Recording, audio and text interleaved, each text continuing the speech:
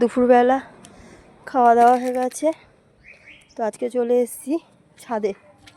দেখো ছাদে চলে এসেছি, খুব হাঁপাচ্ছি, কদিন ধরে খুব জ্বর সর্দি লেগেছে, তাই মুখটা একটু তেতো তেতো। তো আজকে একটা মাখা করার জন্য জিনিস নিয়ে এসেছি, দেখো তোমাদের সাথে শেয়ার করছি। আলু, দেখো শাক আলু নিয়ে এসেছি, শাক আলু মাখা করবো।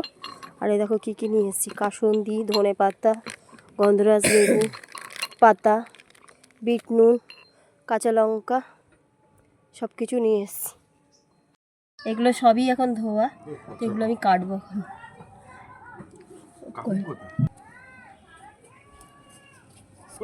তো শাক আলুগুলো আমি এখন মেখে নিই, আগে কাটবো, কেটে নিই। তো শাক আলুগুলো আমি পাতলা পাতলা করে কেটে নেবো।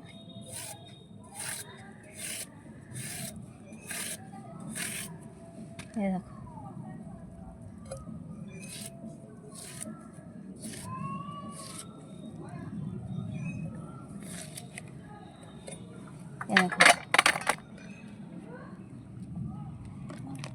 হয়ে গেছে। এখন ছেলে বলছে লঙ্কাটা এটার মধ্যে থেতো করবে, তো ওর মধ্যে লঙ্কাটা দিয়ে দিলাম, সামান্য পরিমাণে একটুখানি বিট নুন দিয়ে দিলাম। এই যে নড়ার মধ্যে থেতছে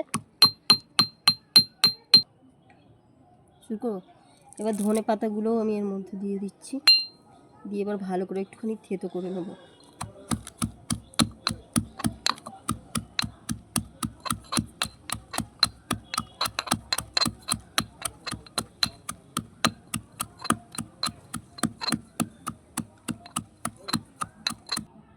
এ দেখো হয়ে গেছে, এবার আমি এর মধ্যে দিয়ে দিচ্ছি।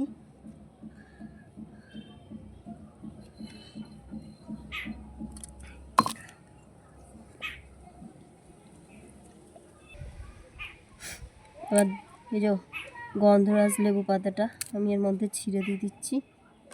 এবার দেব বিট নুন,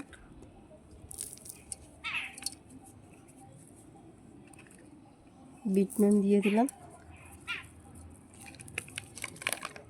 কাসুন্দি।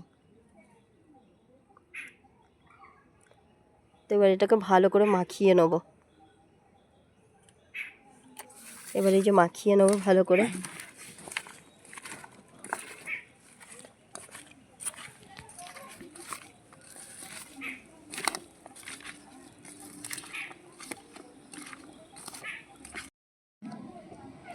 এ দেখো আমার মাখা কমপ্লিট। তো এবার আমি খেয়ে দেখবো কেমন হয়েছে। হেব্বি হয়েছে। তোমরাও এইভাবে বাড়িতে বানিয়ে খেতে পারো। তো কার কার দেখে জিভে জল চলে এসছে কমেন্টে জানাও। টাটা, ভালো থাকো, সুস্থ থাকো, টাটা।